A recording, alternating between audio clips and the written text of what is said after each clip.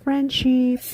Welcome to my channel. Today, magluluto ako ng garlic shoots or sa Korea, ang tawag dito is maneltung, and panoorin nyo with dilis. So, let's start it.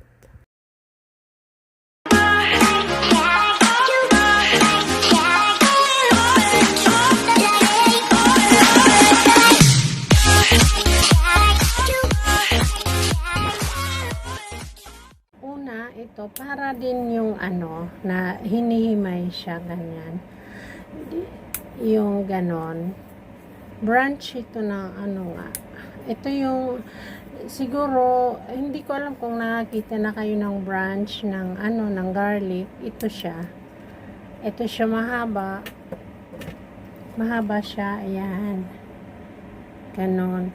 Tapos pinuputol-putol. It's up to you. Putol mo ng kutsilyo o ganyanin mo kasi may mga ito kasing balat niya, skin, pag minsan matigas. So ayan, tinatanggal ko siya at hinimay-himay at lulutuin ko nga. At ang kapartner niya, guys, is ito. Alam mo yung dilis? Alam niyo yung dilis? Ayan. Mahilig kasi ako sa dilis, yung maliliit. Yung malalaki, pwede nyung hiwain. Kalahati, ganon. Para ulam. Ito siya yung dilis, ang liit. Ang liliit niya. Yung para bang, sa atin, yung, anong tawag niya? Yung bagong isda na maliliit. Actually guys, maraming luto ang garlic, branch ng garlic na to. Maraming klaseng luto. Pwede mong gawing kimchi. But today, ang gagawin kong recipe nga is yan siya. Yan siya. Yung dilis. So, antabayanan nyo guys. At ipapakita ko sa inyo kung paano siya lutuin. Pagkatapos nating hugasan, yan ipinaano ko muna strainer para matanggal yung mga tubig. So, ayan, lagyan natin ng konting mantika yung kawali. Then i-fry natin itong garlic branch or maneltung.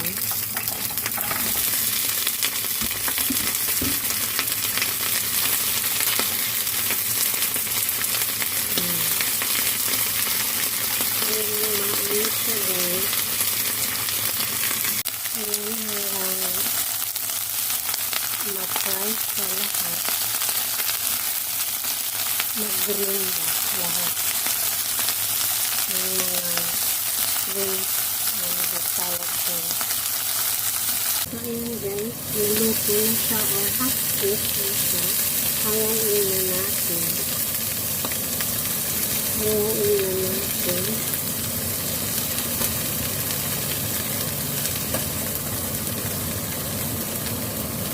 So, ngayon naman, ilagyan ulit natin ng konting mantika yung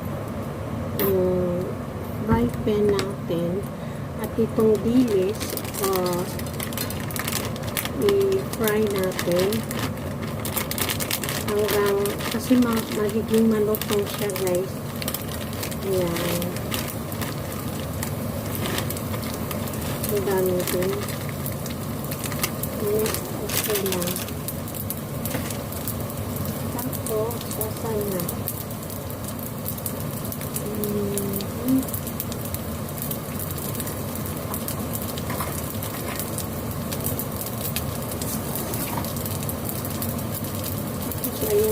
Isangag natin sa mantika para lumutong ng konti siya.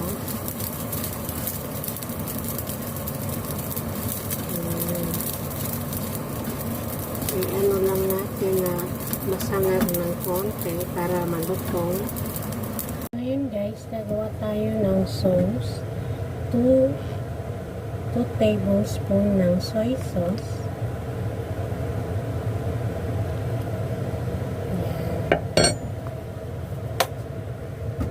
Then, ito yung honey. Nalagyan din natin ng honey. Yan. 2 tablespoon din guys na honey.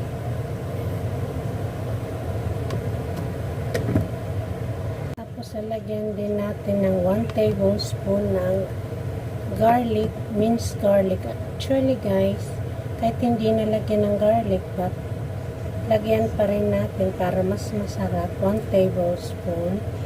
Ihalo lang doon sa sauce.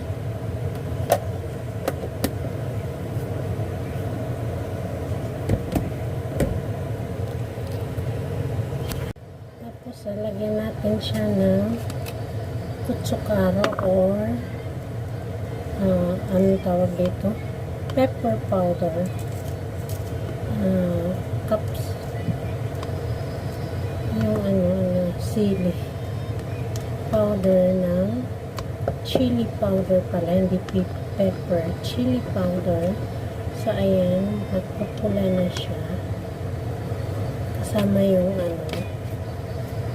Then, lalagyan din natin ng sesame oil. 1 tablespoon na sesame oil. At ihalo-halo siya. Ihalo-halo. Tapos guys, lalagyan din natin ng water. 2 tablespoon na water. Ayan. Then, i-mix together. Ayan.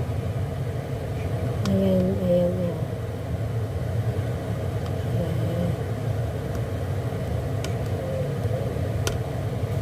Ito naman guys, yung sinangag natin na dilis. Ngayon,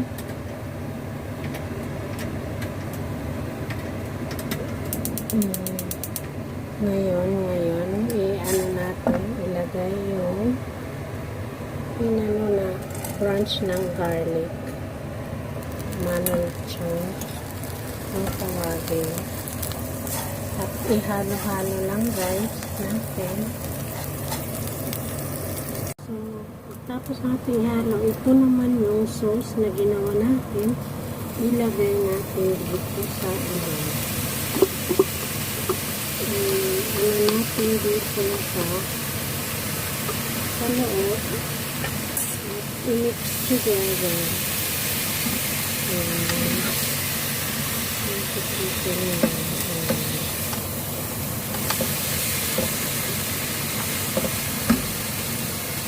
Maanghang siya guys na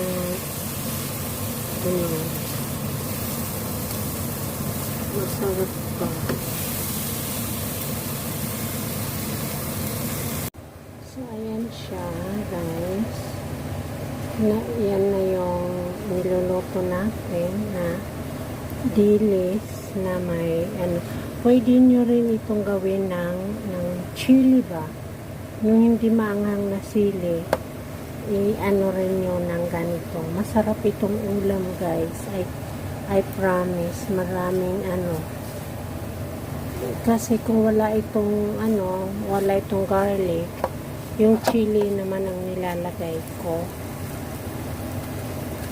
Yan, masarap guys. Promise. After na, lalagyan natin ng sesame seed.